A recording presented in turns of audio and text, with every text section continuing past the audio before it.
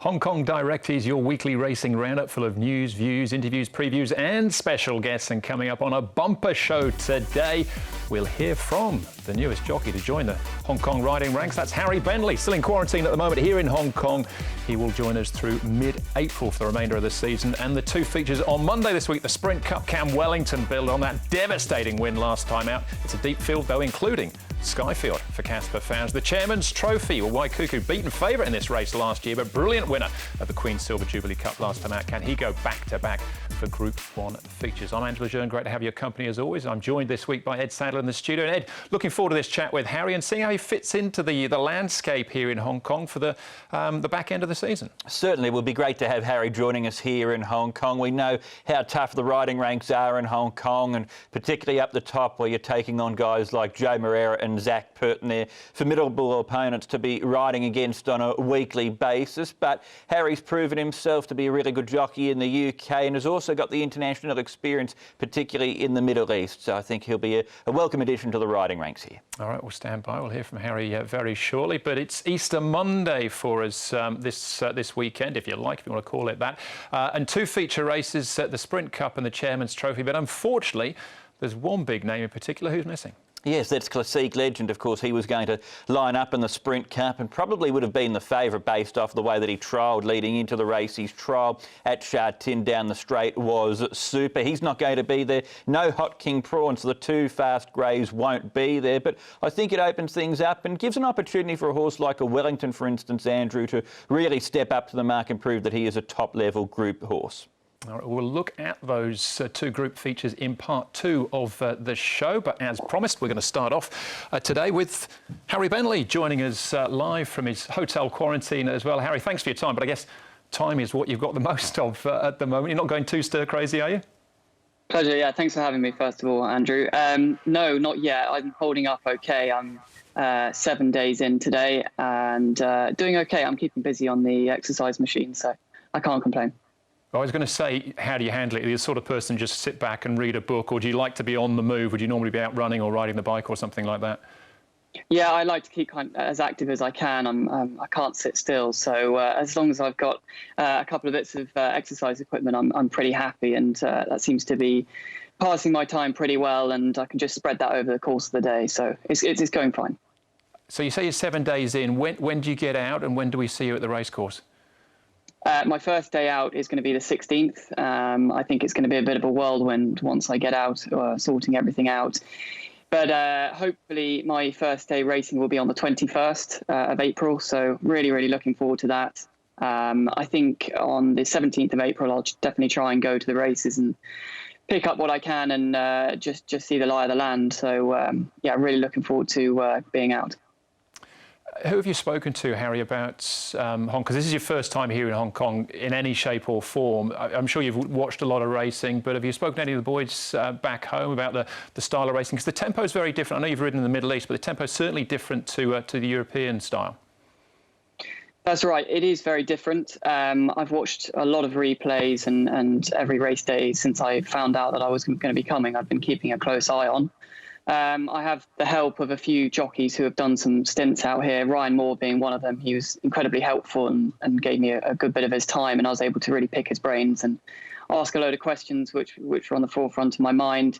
William Buick's another person who's helped me an awful lot, and I know he's never done a stint here as such, but he's been in and out and won some good races here. So those jockeys have been a big help, and just getting a different perspective on these things only helps.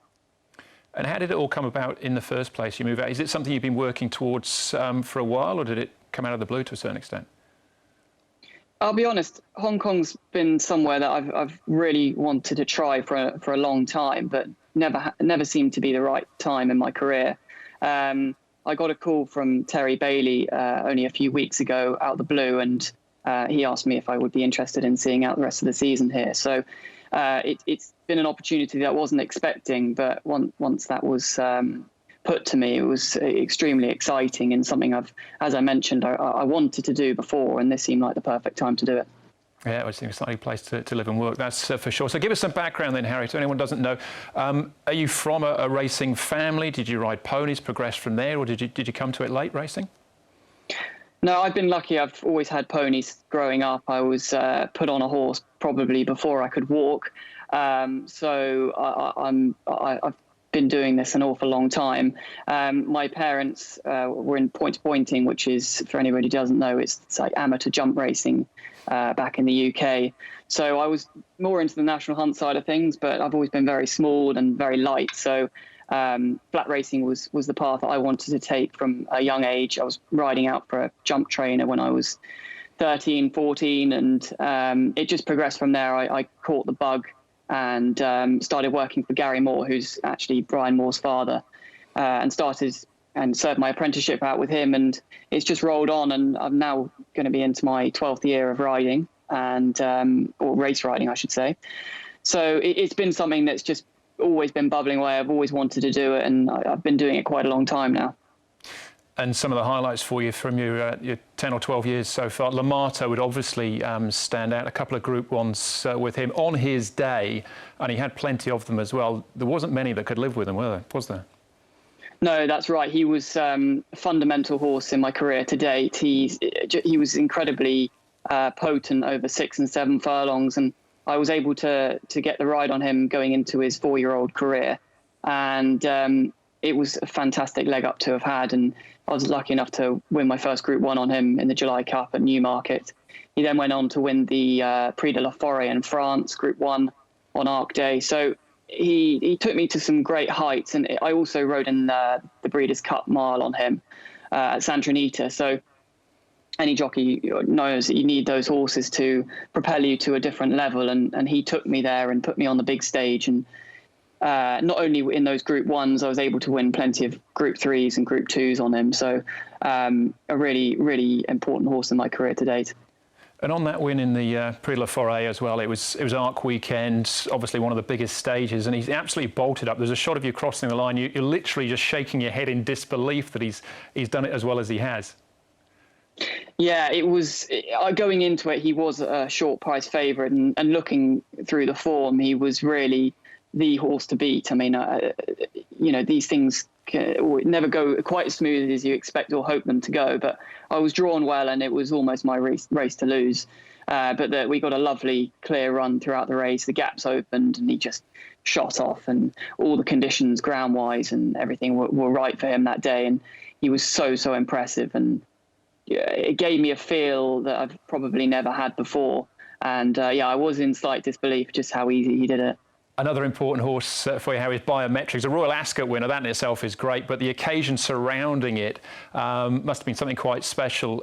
It was Ladies' Day. Frankie Dettori comes out, rides the first 4 winners, including the Gold Cup. He's favourite in the next race, 6-race programme, so 4 down, 2 to go. What happens next? Yeah, well, it was an amazing day.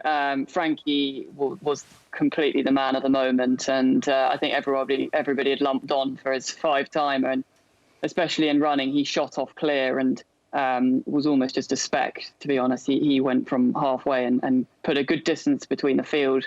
And then my horse, Biometric, just ran them down. I always felt like I was going to get there. But this horse's prep into this race, I felt was fantastic. He was carrying a good weight on the day, and I was perhaps a little bit slower out of the stalls in a way than I wanted to be, but I was just making up ground very, very fast. And that last half a furlong seemed a lifetime, but I got Frankie in the end, and he supplied me with my first Royal Ascot winner. And I'm not sure I was the most popular person on the day, but I was certainly very happy anyway. I'd ask you as well if the feeling in the weighing room was the same when he rode his Magnificent 7 in 1996, but you were how old in 1996? I've got to do my maths here. I was only 4 years old. So, I certainly don't remember that. But I know the bookies were probably very happy with me, but the punters not so much. Well, there you go. Great memories all the same. Harry, looking forward to coming out, in a couple of weeks' time and catching up in person at the track. You've got 25 meetings to the end of the season to make an impression, so the very best of luck. Thank you very much. Really looking forward to it. Thanks for having me, and I look forward to seeing you. Well, great to have Harry Bentley online there, and looking forward to 2 more weeks to go, and he's out for that Saturday the 17th meeting, Ed, and some nice background as well, some good memories, particularly that Biometric story too. I remember watching that race, Andrew, and Turgenev hit the front and it looked like Frankie was going to get the 5, but Harry was there to spoil the party. Yeah, really nice chat that you had with him there. One of the key things about Hong Kong that a lot of people don't know either, jockeys don't have agents here, so communication skills are so valuable when dealing with trainers and owners, and for someone like Harry coming over here, who a lot of people might not know what he's done, he's got those communication skills, as you could clearly see, so he's going to be able to do really well in selling himself, I think, to the people that are important in the racing game here. All right, well, let's have a look at the jockey standings, how they are now at this point in time. And it breaks down into 3 groups, really, Ed. You've got Moreira and Purton at the top, then Teton, Bedell and Vincent Ho all chasing on that 50, and then from Jerry Chow to Neil Callan from 6th down to 10th. Zach Purton has made inroads into Moreira's margin as well too, with 4 winners on Wednesday night, or 3.5 depending on how you define a dead heat. But that's what Harry Bentley's going to be up against. It's clearly Moreira, Purton, 1-2, a break to Teton, Bedell, and then another little break to the rest of them. So it's very competitive. But you look at someone like Ruan Meyer, Andrew, he's ridden winners at his last few meetings after it took him the first few meetings to get into things. So it does show that it can be done for new jockeys coming here. It certainly can be, yes. So we wish Harry all the best of luck. Now, plenty to come up in part 2. We'll be looking ahead to the features on Monday and finish off with a classic as well. One of my all-time favourites in Good Barber.